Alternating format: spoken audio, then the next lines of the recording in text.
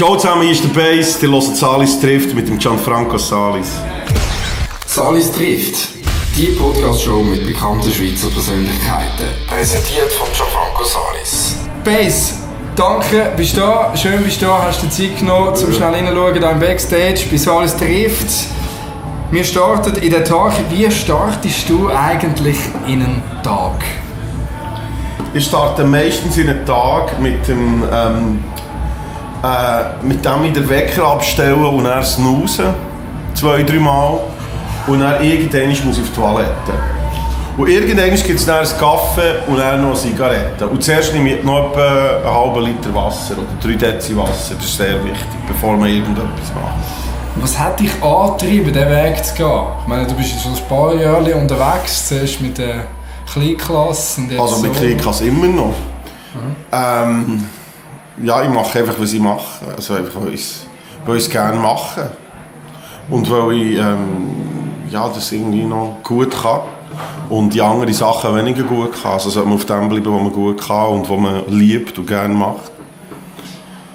Gibt es gleich Momente, wo du hast beißen musst? Also du machst das ja mega gerne, das sieht man auch bei deiner Performance, oder?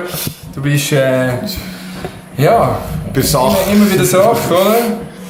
Ja, ich meine, man muss immer beißen. Es gibt natürlich, ich meine, Musik machen ist selber, wenn man vor allem im Entstehungsprozess von Musik, das heisst, wenn du Lieder schreibst oder nicht weiterkommst oder halt schwierige Konzerte oder Zeiten, wo es nicht so reisst und es schwierig ist, irgendwie ein Konzert zu bekommen oder so. Das Problem habe ich zwar nicht so, weil ich einfach in 4 verschiedenen Gruppen spiele und eigentlich immer Konzerte habe. Ich bin so in einem Working Pool von Musikern, der so immer Konzerte hat und selbstständig ist und von dem lebt, ja. Ist ja schön, wenn man das sagen kann, oder? Also ich bin noch Grafiker nebendran, selbstständig. Von dem her, ich habe das irgendwie so einen Mix dazwischen, wie das irgendwie geht. Eben, du bist Poet, du bist Beatnik, oder? Das schreibt jemand über mich. Ich weiss nicht, ob man von sich selber darf so Sachen sagen. Ja, ich meine, ich schreibe sicher, ich meine, ich lasse nichts raus, wo ich nicht dahinter stehen kann. Also muss es sicher mal zuerst durch meine eigene Kritikwand durch, für das rausgeben. Und dann finde ich es natürlich auch gut, ich selber. Ja. Jetzt, wenn du so zurückschaust auf deine ganze Schaffenszeit bis jetzt, bis zum jetzigen Zeitpunkt, gibt es da einen Moment, wo du, wir haben es vorhin ein bisschen gehabt vom Beissen, wo du vielleicht kannst als schwersten Moment bezeichnen? Nein.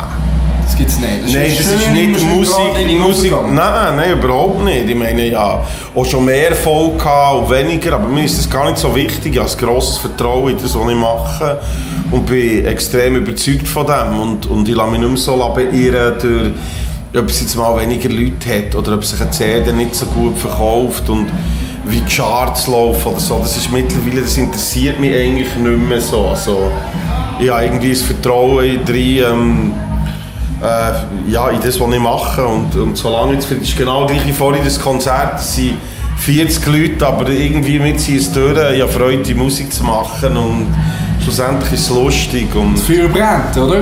Und darum definitiv, ja. Nach diesen Tiefpunkt fragen, wenn ja, nein, aber Tiefpunkt, ich kann mich wirklich nicht daran erinnern. Es gibt natürlich schon Momente, ja, irgendwie, wenn noch... Ich könnte nicht wirklich einen Tiefpunkt-Moment, natürlich, das hat es Hunderte gegeben, aber es gibt nicht diesen Tiefpunkt oder irgendwie so. Und ich bin eher ein Mensch, der wie auf und ab geht. Von dem her kenne ich Tiefpunkte sehr gut. Und die waren aber meistens eher privater Natur gewesen, als irgendwie jetzt mit Musik. Und natürlich gibt es Zeiten, wo die Zeugs aufregt, wie es läuft, aber das ist wie allem. Also. Aber mit der Musik hast du Erfolg, oder? Und was bedeutet dir Erfolg eigentlich?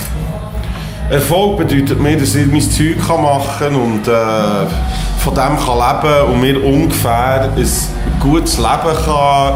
Das heisst, ich habe nicht materiell, ist mir nicht sehr wichtig, aber ich habe ein gutes Leben. Ich kann das machen, was ich will. Ich lebe in einem Land, wo mir das halt in dem Sinne noch ermöglicht, wo wir verwöhnte Siechen sind hier, oftmals.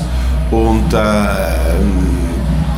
ich lebe gut, ich brauche nichts Grosses. So, ich bin glücklich mit wenig Sachen, solange ich ab und zu mal gut kann essen und in die Ferien kann und so. Und ich brauche keine fette Karre, ich brauche keine teure Kleider, das ist mir alles... kein Statussymbol. Das ist mir scheisse, wirklich ganz ehrlich, scheissegal. Wenn ich mal etwas sehe und das kostet ein bisschen etwas, wie leiste mir das, habe ich auch richtig Freude dran. Also so mit Statussymbol, nein, bedeutet mir. Ich kann Leute nicht begreifen von einer dicken Karre. Ich kann begreifen, dass man es geil findet, eine schnelle Karre zu fahren, aber eine dicke Karre, das interessiert mich null. Alles das, teure Kleider interessiert mich null. Dicke Fernseher interessiert mich null. Wie definierst du denn Glück?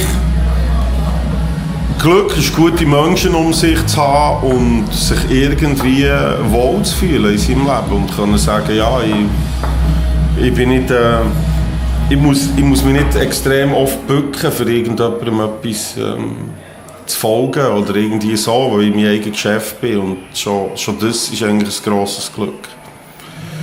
Du hast angesprochen, und Menschen um dich haben, gute Menschen, viel erleben, viel sehen, das ist eigentlich Glück. Und Heimat, oder? Da bei uns können zu leben, uns geht es verdammt gut. Uns geht es verdammt gut, also Heimat, ich meine, ich bin... Was heisst für dich Heimat? Für mich ist Heimat dort, wo halt... Ich wohne mein ganzes Leben in Bern und es ist echt der Grund, weil einfach die meisten Leute, die ich natürlicherweise einfach um mich habe, leben halt in Bern. Und für mich, durch Konzert komme ich immer weg, ich gehe viel weg, auch für mich selber, ich gehe nicht noch immer her, weil es mich Wunder nimmt.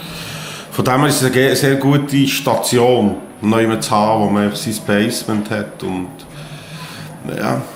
Sein Basement ist mega wichtig, gerade in der heutigen Zeit, oder? Mit Social Media, man hat ständig Push-Meldungen auf dem Handy, also ich nicht. Ich gehe nicht, kann ich weg, ich habe WhatsApp, muss ich auftun, dass ich sehe, ob mir jemand geschrieben hat. Ich habe Facebook als einziges und auch dort schreibe ich keine persönlichen Sachen öffentlich, so. Das hat bei mir nichts verloren. Also so. das hilft dir auch, deine innere Balance zu finden, also eben, wenn du sagst, hey, weg von diesen Sachen, um ein bisschen mehr Zeit hat, also, weißt, ich gehe auf Facebook, schaue Zeug an und rege mich auch auf aber Leute oder irgendwie so. Und das ist mehr ein juristischer Aspekt und nicht so ein exhibitionistischer Aspekt, wo ich habe. Ich habe nicht das Gefühl, so, ich muss mein Innerste mit... für das habe ich Musik und mit dem kann ich, und das kann ich aber irgendwie in der Kunstform umsetzen, ohne... dass ich bin heute aufgestanden und... Ja, du kannst es eigentlich in deinen Songtexten, kannst es in deiner Arbeit eigentlich dort kann ich es verstecken und man weiss nicht, ob ich es wirklich erlebt habe oder nicht oder etwas kennen von Leuten oder ja. Jetzt ganz allgemein gefragt, wie findest du deine innere Balance? Weißt du, da gibt es Leute, die machen Yoga-Kurs, das machst du natürlich nicht. Das weisst du ja nicht. Nein, das weiss ich nicht. Nein, innere Balance, ich bin nicht ein sehr balancierter Typ. Das liegt mir nicht. Ich wäre es gerne, aber ich bin eigentlich ein sehr emotioneller Mensch und halt so. Ich kann meine cholerischen... Mit Raucherstäbchen aufstellen oder... Nein, also ob schon mit das denke ich gut tun und ich sicher auch zum Beispiel eben gerade in Meditation oder so, glaube ich, dass man da sicher seine Ruhe findet, aber ich bin halt ein ungeduldiger Mensch und das ist schwierig. Und wie findet ein ungeduldiger Mensch seine Balance? Das sind die schönen Momente, wo es manchmal so klappt, ohne dass wie alles stimmt. Das also dann so, suchst du von diesen Momenten, suchst du das rein und dann hast du, jetzt bin ich entspannt. Ja, das stelle ich ja nicht fest. So. Ich bin es nicht einfach. So. Ja, es gibt echt schöne Momente und dann so, ja, jetzt ist alles gut. Du kannst deinen Akku füllen quasi in diesen Momenten. Ja. Ich kann meinen Akku füllen in einem anstrengenden Konzert, je nachdem, weil ich etwas mitnehme. Mein Akku fülle ich vor allem mit Schlafen. Ich liebe Schlafen. Ich schlafe gerne. Ich schlafe zwar nicht sehr viel, aber ich schlafe sehr gerne. Ja, wie siehst du dich in 10 Jahren, Bass? Bass in 10 years. Immer noch Musik machen. Was für Musik? Keine Ahnung. Aber sicher Texte schreiben, Grafik machen, zeichnen. Ja. Wir sind jetzt hier Backstage im Rockfest. Ein gelungener Feierabend im Alltag. Wie sieht ein gelungener Feierabend aus? Das kann ganz verschieden aussehen. Ob man noch immer verkehrt mit Freunden oder ob man einfach heimgeht, ein gutes Essen macht, auf Netflix noch irgendeine Serie schaut oder so und dann ins Bett geht, kann sehr gelungen sein. Und es kann sein, dass man am 3 Uhr morgens ins Bett gefallen und sehr gelungen gewesen. Es ist halt echt gesünder mit daheim kochen und früh ins Bett. Bass, gibt es noch irgendetwas, was du jetzt den Hörerinnen und Hörern möchtest auf den Weg geben? Fällt mir gerade nichts aus. Was möchtest du den Zuhörern von Salis trifft jetzt sagen? Ich weiss es gerade, ich kenne die Zuhörer nicht, also weiss ich auch nicht, was ich denen wirklich möchte sagen. Keine Ahnung, man muss es probieren, seid nett zueinander. Das ist mal schon wichtig. Das ist ein schönes Schlussstatement. Bass, danke vielmals, bist du vorbeigekommen in die Show und hab eine gute Zeit. Merci, gerne. Ciao. Salis trifft. Die Podcast-Show mit bekannten Schweizer Persönlichkeiten. Präsentiert von Gianfranco Salis.